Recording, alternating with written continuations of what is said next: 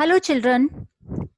So, today I will continue your chapter number 10, Respiration in Organism. So, children, you are aware about the respiratory system which is present in the human being. So, in this chapter, we'll study about the human respiratory system in detail, different organs and their functions. So, first of all, let's see what do you mean by respiration. So, you know that all living things respire. What do you mean by respiration? So, first of all, respiration is a process that includes breathing. Now, you know that we breathe in and breathe out. We breathe in oxygen gas and we breathe out carbon dioxide gas. So, this movement of air in and out of the body and vice versa is known as breathing. So, this is a very simple definition of breathing, that the in and out movement of air is called breathing, and breathing is a part of respiration process. So, now let's take example. For example, the animals such as earthworm breathe through their skin. Fishes, they use gills for breathing, and on the other hand, plants exchange their gases through the tiny pores present underside the leaf called stomata, which are present on the surface of the leaves. So children, different animals have different ways of breathing. Is it clear? But one thing is very clear, that all living things respire. Fine. You must have seen when you are sitting at rest position, then your breathing rate is very normal breathing rate is there. But when you come after playing, suppose you were playing cricket with your friend, or you were running, or you were jogging, at that time what happens, your breathing rate increases. Okay, if you are running, so breathing rate, how that increases, what happens during that, why breathing rate increases, do we respire at the same rate? So there are few of the questions we'll come to know about in the next videos. So here we have learned that all living things respire, and different animals have different ways of respiration. So next, let's see types of respiration. So here we are having two types of respiration. First is aerobic respiration and second is anaerobic respiration. Children, this is very important type of respiration. So one question is here, how is the energy stored in food released to be used by the body? In lower classes, you have read that we eat food because food gives us energy. So now let's see what happens during the process of breathing. We take in air, oxygen is taken in, and carbon dioxide is released. Then what happened? The oxygen gas we have taken in, what happens to that gas? That gas is circulated to all cells of our body.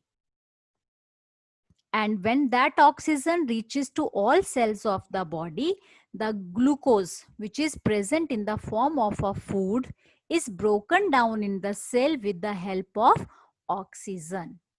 So this is the function of the oxygen. Oxygen break down that food into the cells. The process in which food is broken down in the cells to release energy is called cellular respiration. So here comes one more type of respiration, that is a cellular respiration. So I want everyone to learn this definition or to understand this. The process in which food is broken down in the cell to release energy. the food is taken to the different cells, there the food breakdown and the energy is released. So that process is known as a cellular respiration. Now, two types of respiration takes place in the cell generally. One occurs in the presence of oxygen. So we can say that the type of respiration in which occurs in the presence of oxygen is known as aerobic respiration. And the another type of respiration which occurs in the absence of oxygen, that is known as anaerobic respiration. So children, this is very, very important type of respiration. Aerobic, that is in the presence of oxygen, and anaerobic, which is in the absence of oxygen. So now let's see that how glucose broke down by the oxygen. So here we are taking the first example, that how glucose is broken down. So first example, let's see glucose when it break down in the presence of oxygen. Now children, see that what product is formed. See, here first product formed is carbon dioxide plus water plus energy is released. Why energy is released? Because here the food is breaking down. Food means glucose is breaking down in the presence of oxygen. That's why carbon dioxide plus water and energy is released. That's why, we say that carbon dioxide is released when we breathe out.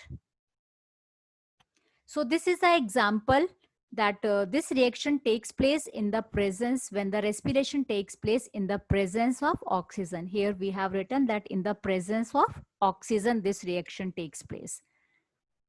Next is food is broken down in the absence of oxygen. Now let's see, if the food is broken down in the absence of oxygen, that process is known as anaerobic respiration. And this process generally occurs in the organism such as yeast.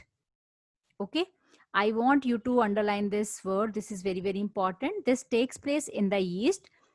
This process leads to the production of alcohol and carbon dioxide. Now children, see this reaction. In this reaction, again the glucose has broken down, but now it is without oxygen. In the absence of oxygen, the glucose has broken down. So what has formed? Alcohol or either lactic acid is formed, plus energy and plus carbon dioxide is released.